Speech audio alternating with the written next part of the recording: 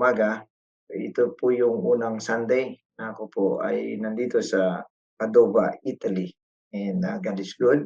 Nakarating po tayo ng maayos, matiwasay at na-meet po natin muli ang mga kapatiran. And they are so excited sa aming church service din mamaya, no, or ay bukas pa daw.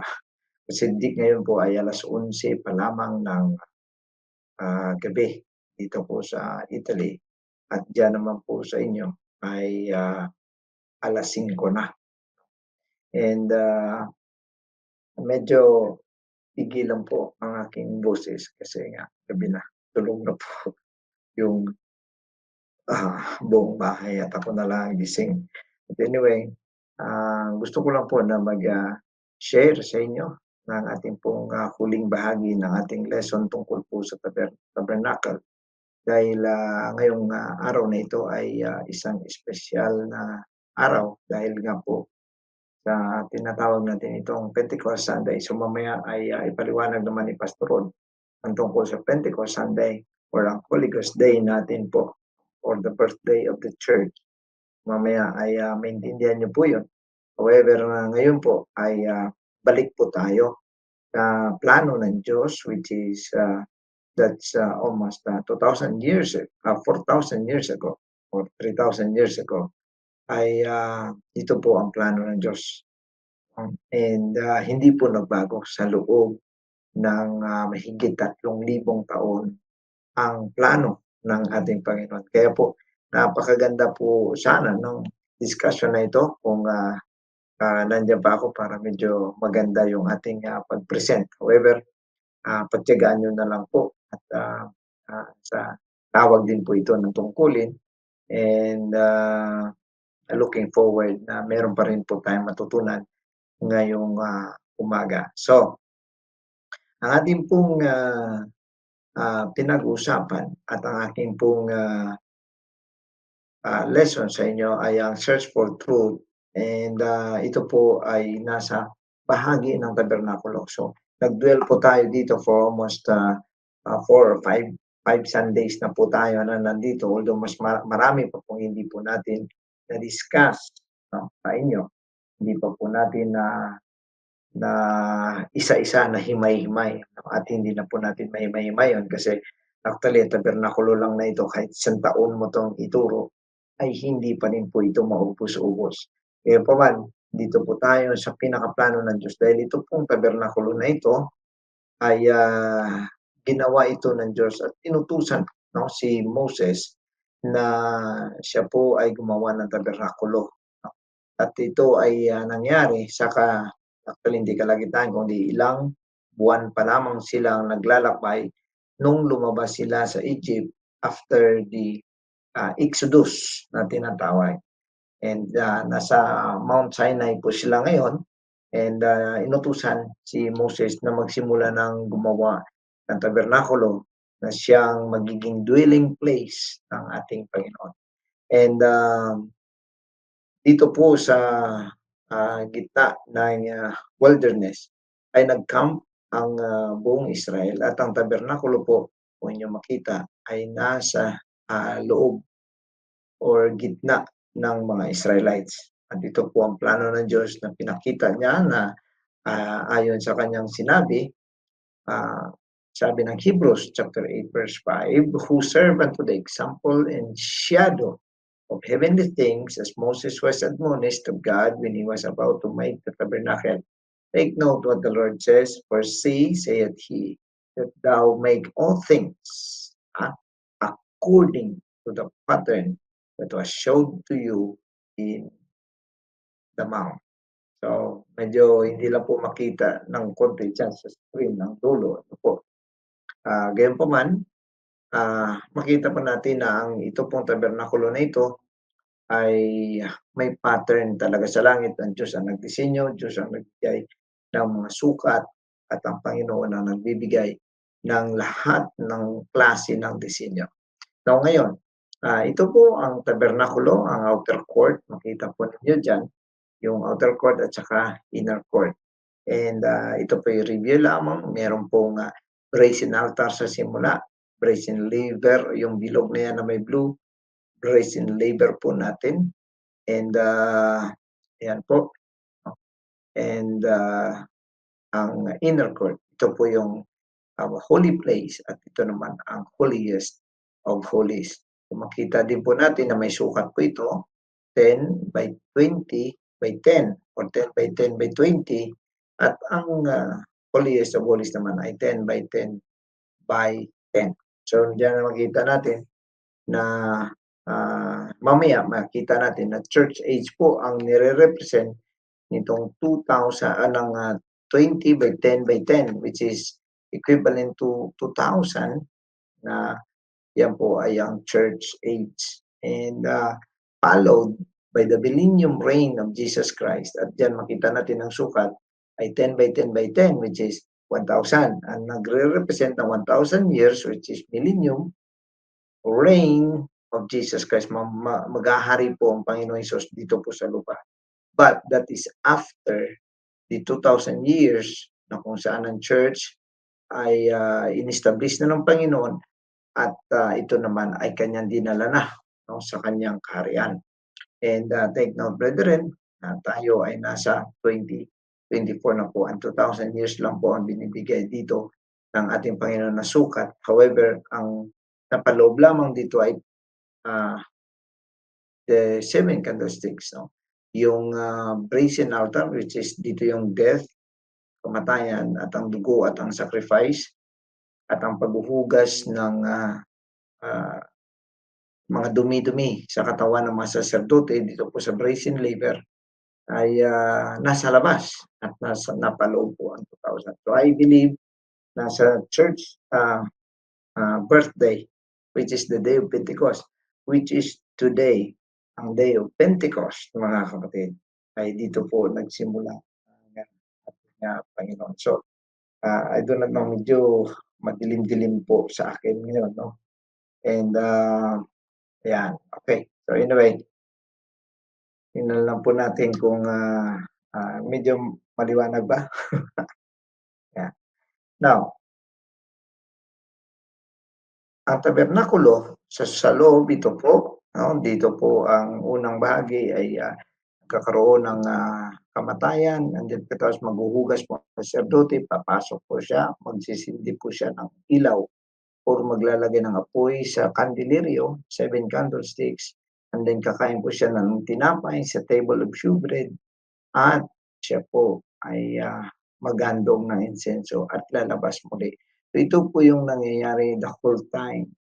At minsan lamang sa isang taon, pumapasok ang high priest doon po sa kabilang kwarto which is the holiest of holies. Minsan lang po yan sa isang taon.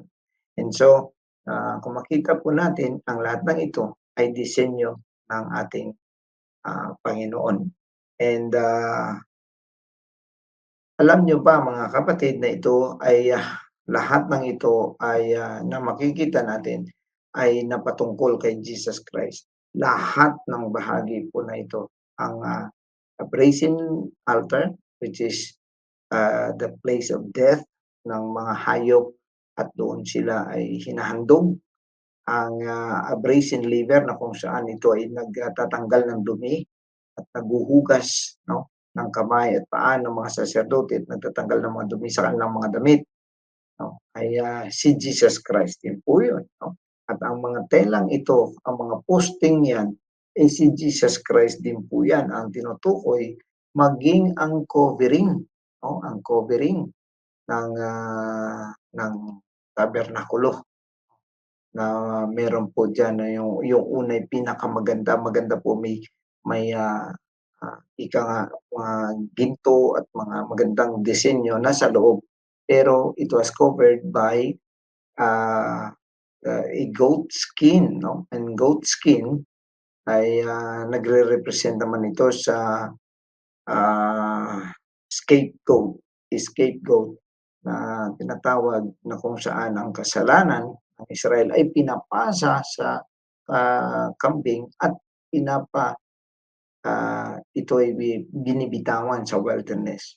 And Jesus Christ also was our scapegoat, kasi nga hindi na tayo, no, siya sa kanya napunta ang lahat ng mga kasalanan po natin.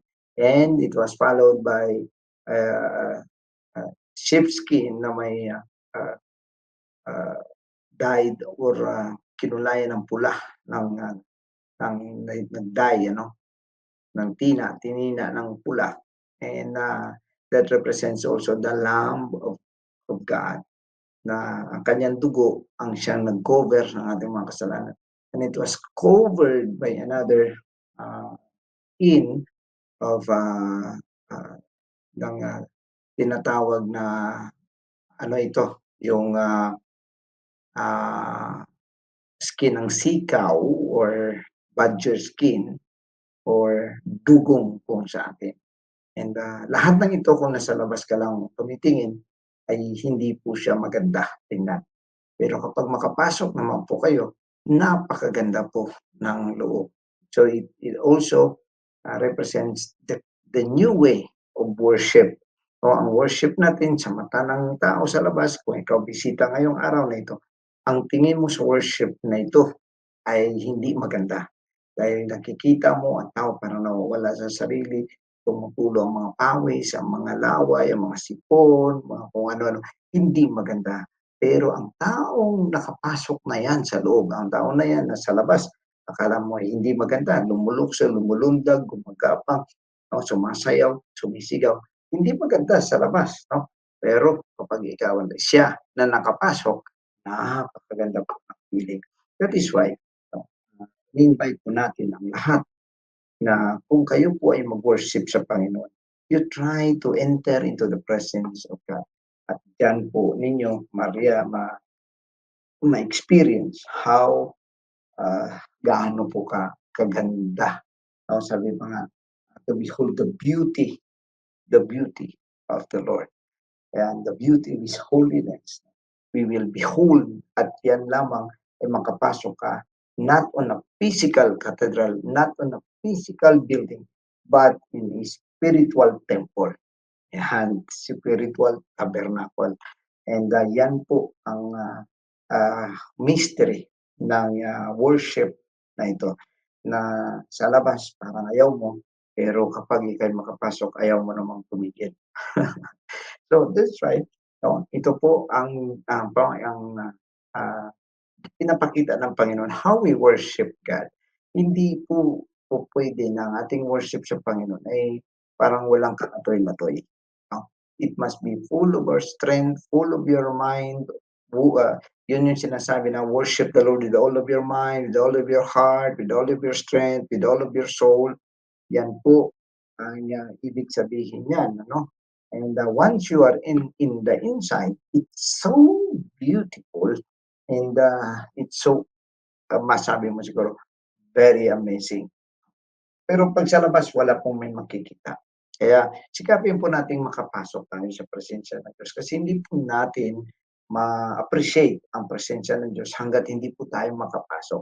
Kagaya din po niyan ng Word of God. Dapat pag kumain tayo ng Word of God, which is the showbread, dapat buo din po natin kinakain ang Word of God. Hindi po tayo namimili. Hindi po tayo, kumbaga, yung icing lang, no? Hindi tayo, ayaw natin yung icing lang or ang taas lang. Kaya after yung showbread, may mga, may mga ano po dyan, may mga spices po yan na kapag sa taas ka lang, mapait po yan. Pero kapag kinain mo ng buo, napakasarap ng tinapay na ito na siyang magbibigay naman ng nutrisyon at kalakasan sa ating mga spiritual na pangangailangan. That is the Word of God. Sino yon? Jesus Christ.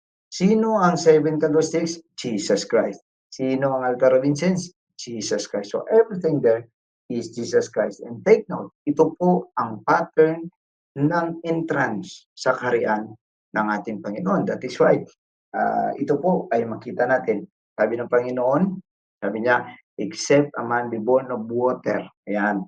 Yan po sinasabi sa labas. Dapat maugasan ka na. No? Sa tubig, sa pamagitan ng bautismo. At sabi niya, be born of the Spirit.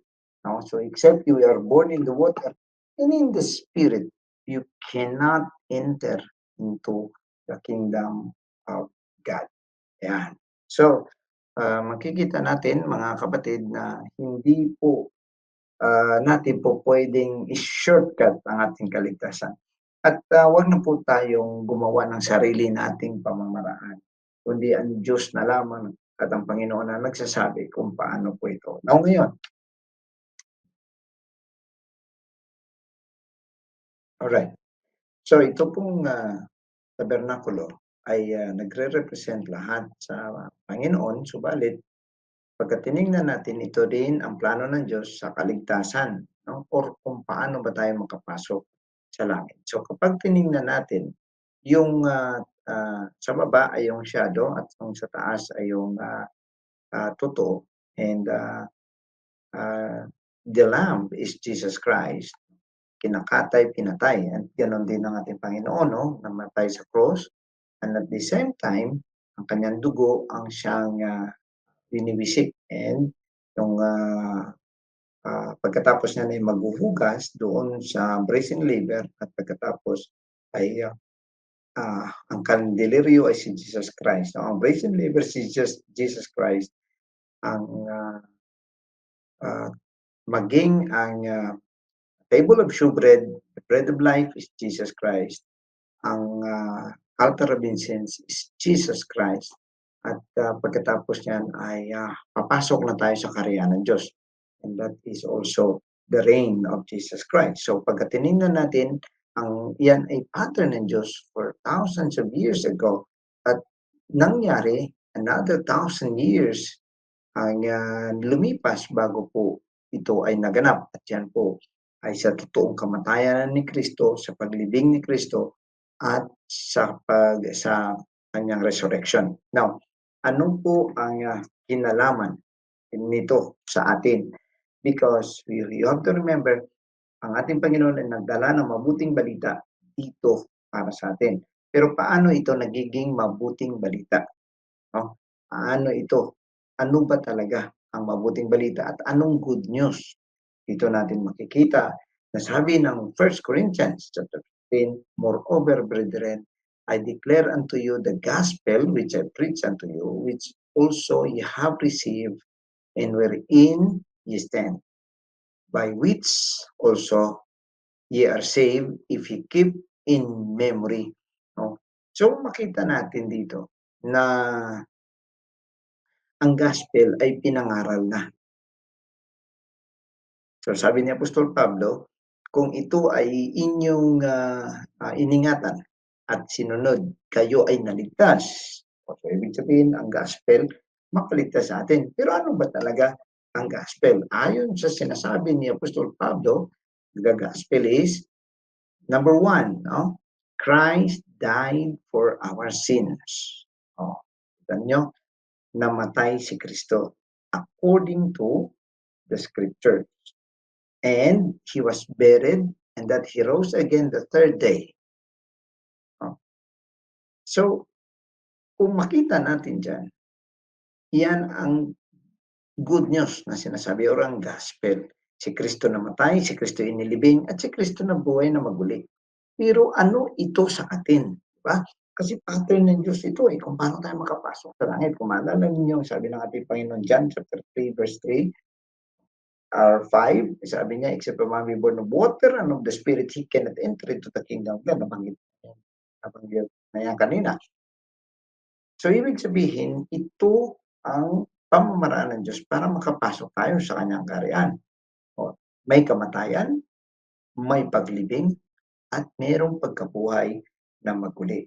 Pero ano ang kinalaman nito sa atin? No? Ito, para maintindihan natin, Romans chapter 6, simula tayo sa verse 1. What shall we say then? Shall we continue in sin that grace may abound? God forbid. How shall we that are, take note, dead to sin? So there is death. So if Jesus Christ died on the cross, we must also be dead on ourselves. Sino ang dapat na mamatay?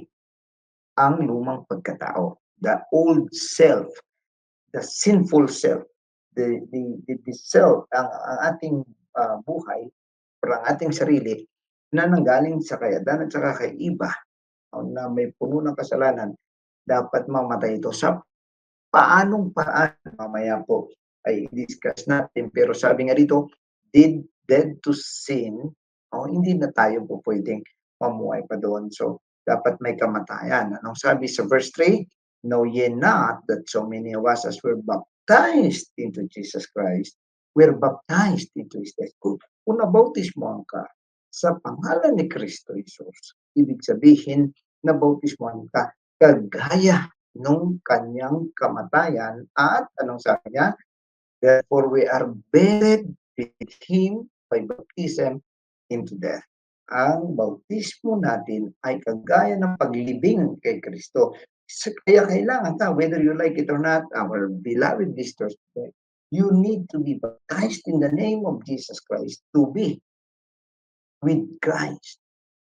Kaya nga, sinasabi nga rito, therefore we are buried with Him. So, hindi na tayong literal na inilibing. Si Kristo literal na inilibing. Pero tayo, paano tayo ilibing? Sa tubig, sa pangalan ni Kristo Jesus, na napakadali lang, segundos lang mga kapatid. Pero paglabas mo sa tubig, you are a new creation. You are a new person. At ang iyong kasalanan ay natanggal na. Napakatindi na pamamaraan ng Diyos, pero napakasimple, napakadali para sa atin. That is why, mga kapatid, tinawag itong the grace of God. Yung grace, hindi ibig sabihin wala ka nang gawin. Hindi ibig sabihin na kumikilala ka may Diyos, kilala mo si Kristo na Diyos, okay na tinatanggap mo siya na personal mong Savior. Hindi po yan ang ibig sabihin ng grace. Ang grace is that na ang napakamahal na dapat tayo ang magbayad, hindi na tayo nagbayad. Siya na yung nagbayad. Ano na lang ang ating gagawin? Ang gagawin na lang natin ay ang sumunod sa kanyang sinasabi na dapat tayo may panganak sa tubig at espiritu kung gusto natin makapasok sa kaharian ng Diyos. Tandaan natin, pagkatapos na tayo mabautismuhan sa pangalan ni Kristo Jesus, dapat bagong buhay tayo. So we should also walk in the newness of life. So kung makita natin mga kapatid, hindi po ito yung parang kung ano lang ang gusto mo, kundi kung ano na ang gusto ni Kristo. So now, pagdating na natin, napakasimple na lang. Sinimplihan na lang natin dyan. And the death of Jesus Christ is also our repentance. So doon tayo mamamatay. Hindi literal, kundi doon sa ating old nature. At pagkatapos, the burial of Jesus Christ is the baptism in water. You are submerged, you are covered. Kinakailangan ikaw inilubog. Kasi ililibing ka. Sinong inilibing natin? Ang namatay na lumang pagkatao. Paano magkaroon ng epekto ang dugo ni Kristo? Through the name of Jesus Christ. That is why, if your baptism has no Jesus name, invalid po yan. Wala pong may nangyari sa'yo. Wala pong epekto sa'yo. Nagbasa ka lang, naligo ka lang. So, kahit ano pa yung proklama nila ng kung ano-anong klaseng bautismo without the name of Jesus Christ, literally, wala pong epekto yan. Para ka lang nagbasa. Pero pagkatapos po niyan, itong napakaganda, there is a resurrection, and that is the receiving of the Holy Ghost. That is the bonus, the gift of God para sa lahat ng mananampalataya na ibibigay niya ang banal na Espiritu. That is why the church, we did not started doon sa bautismo. Nag-start sila, na-start ang birth, ang totoong birth is on the day that the apostles received the Holy Ghost on the day of Pentecost, na ngayon ay Pentecost Sunday. Nung naka-receive sila ng Holy Ghost, na ipanganak ang church. Doon pa lang nagsimula ang church. So, kung ganito ang experience ng original church, dapat ito rin ang ma-experience natin. Now, tandaan natin mga kapatid, na ang tabernakulo, yun ang dwelling place ng Diyos. Doon siya nakatira. Pero, mga kapatid, tandaan natin, ang Diyos ay hindi constricted sa mga building na yan. Sabi niya nga, heaven is my throne, earth is my footstool, what house shall you build for me?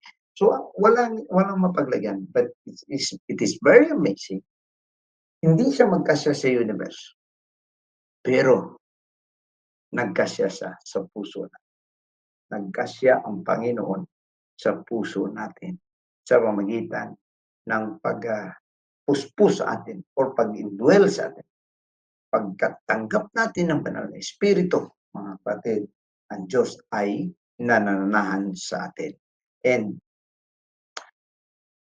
ibig kong sabihin, ang lumang tabernakulo na shadow ng totoo at ang totoo ay ikaw, ako, ang church na naka-receive ng Holy Ghost. Kasama mga apostol, kasama mga early church, kasama ng bawat isa, ikaw ang totoong tabernakulo ng Diyos. Tayo ang totoong tabernakulo ng Diyos. Why? Because God doesn't dwell on buildings anymore. He dwells in the heart of everyone. Kaya nga, mga kapatid, no? Anong sabi ng ating ng Biblia sa 1 Corinthians chapter 6 verse 19? What? Sabi niya, know ye not that your body is the temple of the Holy Ghost which is in you. Kita niyo, kayo ay templo na. No? Kapag naka-receive ka ng Holy Ghost, templo ka na ng Diyos.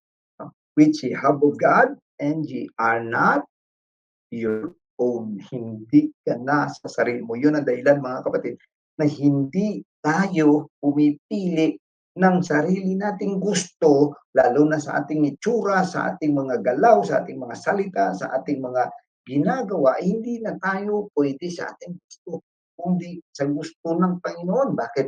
Dahil hindi na tayo Kanya. Ay, hindi na tayo atin, kundi tayo ay sa Kanya. So hindi na tayo sa diablo, wala na tayo sa mundo, nasa Panginoon na tayo. Bakit? Kasi binili na tayo ng Panginoon. So basahin natin sa mababaw na English. Tingnan niyo, you should know that your body is the temple for the Holy Spirit that you receive from God that lives in you. Ayan. And sabi niya, hindi na daw ikaw sa iyong sarili. Di ba? So, iyon ang dahilan na may mga Christians na sumasablay, no? Dahil ang gusto natin ang nasusunod. Pero sa totoo lang, wala kang dapat na ika nga bagay na gagawin na hindi po ito kalooban dapat ng ating Panginoon. And so, sabi niya, alalahanin natin na nagiging templo ka ng Diyos dahil sa kanyang Holy Ghost. Bakit? Kasi sa verse 20, ye are bought with a price. Binili na po tayo ng Panginoon. That is why, therefore, glorify God in your body and in your spirit, which are God's. Ibig sabihin, mga kapatid, binili tayo ng Panginoon sa isang napakalaking halaga. Kanyang kamatayan ang pambili niya sa atin. Kaya kailangan nating purihin ang Diyos. Kailangan nating sambahin ang Diyos. Kailangan natin na maluwalhati ang Diyos sa buhay natin. Maluwalhati sa ating mga salita. Maluwalhati sa ating mga itsura. Mga kapatid, kung ang itsura may kagaya sa mundo, naluluwalhati mo ba ang Diyos? Hindi po. Kagaya niyan, makikita ninyo, ang galing-galing ng mga preacher, mga babaeng preacher, makikita ninyo ang mga hikaw, ang dami, ang mga mukha puno ng mga kolorites. Tanungin mo, nag-glorify mo ang Diyos, no? By altering everything that He created, and that body is the body that is owned by God, mga kapatid. And so, dapat tayo, no, nakaunawa ng salita ng Diyos, huwag tayong mag-isip ng mga bagay na gusto natin, kundi kung ano ang gusto ng Diyos. Paano ba siya? Paano niya ba gusto na sambahin? Paano ba niya gusto na purihin ang kanyang pangalan? No? Sinasabi ng Biblia, the book of Psalms, pag nagpuri tayo sa Panginoon, dapat wala tayong reservation. Pagtaas ng kamay, taas ng kamay. Pagsigaw-sigaw, pagsayaw-sayaw. Kung ano ang gusto ng banal na Espiritu, gagawin natin, mga because we are glorifying God in our body. Sa ating pong mga pananamit, sa ating mga pananaw, sa ating mga pananalita, sa ating mga pag-iisip, at naluluwalhati natin ang Diyos. At sa araw na ito, mga hindi na tayo atin at tayo ay napili na ng Panginoon. Pero ang pinakamaganda rito, na maalala natin na ang Diyos ay hindi pumipili ng mga malalaking building. Wala na tayong tabernakulo na literal. Dahil ang tabernakulo ay ikaw, ako, praise the Lord, everyone. At nakapag-share po ako ng magandang bagay sa inyo po at purihin natin ang Diyos sa araw na ito. I-all out po. Hanapin ninyo ang presensya ng Diyos. Purihin ninyo ang ating Panginoon dahil ang mahal na Espiritu binibigay niya sa kahit sino man na humihiling dito. Sa araw na ito, dapat walang blanco na lalabas. Walang purong blanco ang lalabas. Kundi lahat ay makatanggap, ma-refresh, maka-experience muli or maka-experience anew ng banal na Espiritu. And let's worship God.